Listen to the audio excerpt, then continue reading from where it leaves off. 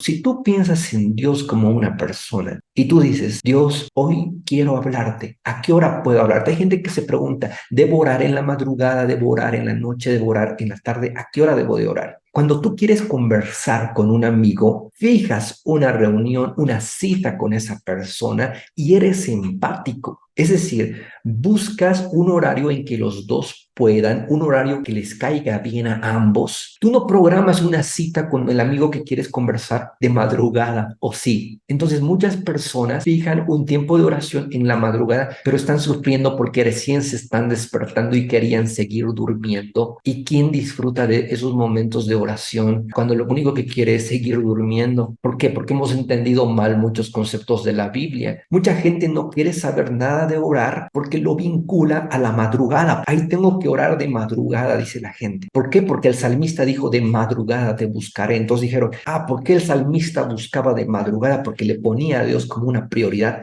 Pero a ver, si tú estudias ese salmo donde habla el salmista, ¿qué es lo que dijo luego? Dijo, en tierra seca y árida donde aguas no hay. Los estudiosos dicen como que el salmista estaba siendo perseguido cuando escribió ese salmo. O sea, había gente que quería quitar su vida. Entonces, en muchas iglesias se ha tenido reuniones, oraciones de madrugada. Y la gente pensó que tenía que siempre orar en la madrugada, pero a veces ni se dieron cuenta que el salmista oraba de madrugada en aquel entonces porque su vida estaba siendo perseguida.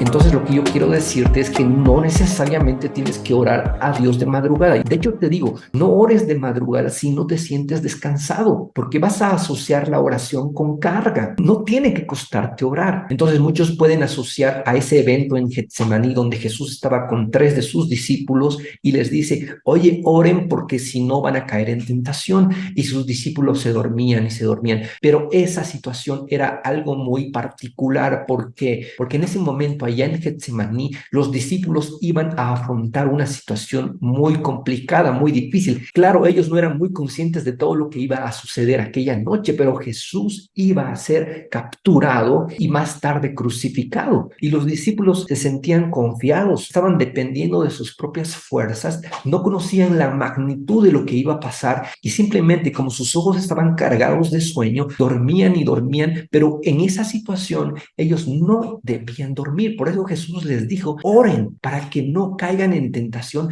porque en otras palabras, en esa noche los discípulos iban a ser tentados y por cuanto ellos no oraron y dependieron de sus propias fuerzas, es que cayeron toditos en esa noche. Pedro negó a Jesús 3 veces y los demás discípulos escaparon, se escondieron donde podían y no pudieron demostrar su lealtad a Jesús de la mejor forma. Entonces, más allá de esos eventos que te estoy mencionando, tú debes buscar a Dios en los momentos que te cae bien. Si Jesús también oraba de madrugada, ¿sabes por qué yo creo en lo personal que era? Porque también se dormía temprano. ¿Sabes qué pasa cuando alguien se duerme más temprano? Pues por lo general se despierta más temprano. Entonces Jesús se despertaba más temprano e iba a orar, pero no en un momento donde decía, ay, tengo sueño, quiero ir a dormir. Oye, cuando tú estás con un amigo y te da sueño, ¿qué le dices a esa persona? Oye, hablemos en otro momento porque me siento cansado, porque estás viendo a tu amigo como una persona. No ves eso como una acción o como un deber. Entonces, si tú ves en la oración a una persona